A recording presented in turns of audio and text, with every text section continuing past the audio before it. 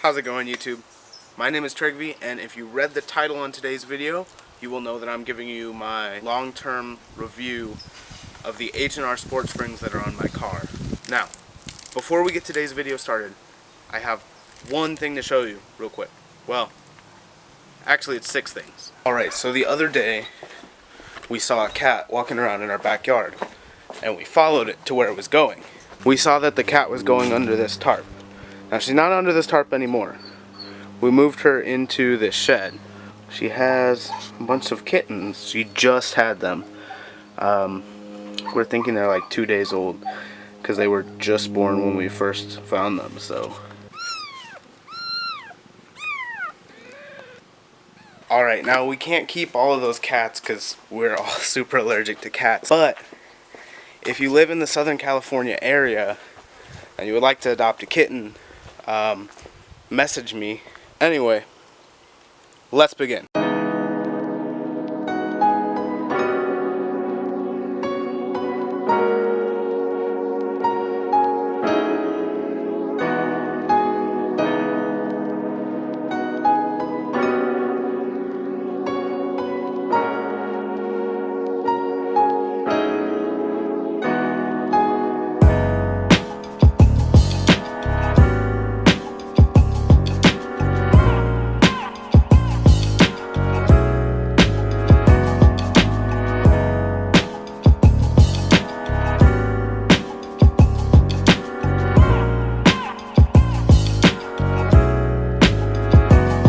On the way home from a car show.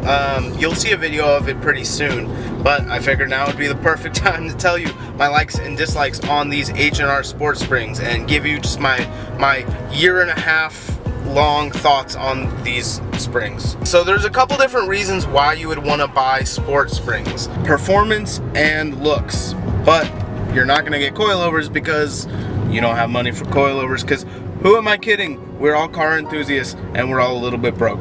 So that's why I bought them. If you have the money for coilovers, definitely 100% go and get coilovers, as I am going to probably do in the next few months. I don't know when. In terms of budget, suspension, performance, and looks, I highly recommend them. One of the reasons I wanted to make this video was because a lot of people say you should never ever get modified springs that are shorter and have lower ride height and then put them on your stock struts. And they say you're gonna bounce down the road and then you're gonna blow out your struts in 10,000 miles, and I can tell you that is not true. I had about 15,000 miles on this car when I installed the springs. Now I have 55. I have put 40,000 miles on these H&R Sport Springs, and they have been on the stock struts. Have I seen a degradation in suspension quality over the time I've had it? I'm gonna be real with you. Yes, it's not bad.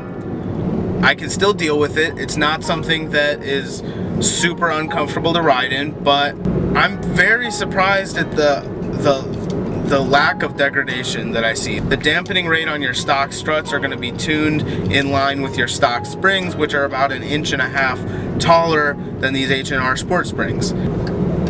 Yeet!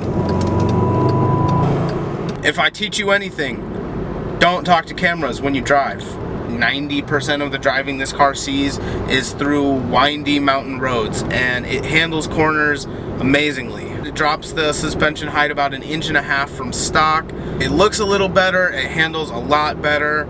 I paid $200 for these springs and $80 for the alignment, as opposed to $1,000 for coilovers and $80 for an alignment. So for 1/5 of the price, I think they're probably more than 1/5 of the performance and looks. For $200, there is nothing you can do to your car that is going to make as big of a difference as these springs do, and I will highly recommend this. I'm going to have a link down in the description for where I bought them. I bought them on Tire Rack. They are H&R brand sport springs. They are the blue ones, not the red ones that are the super sports. If you enjoyed this video, please hit me with a subscribe, hit this video with a like.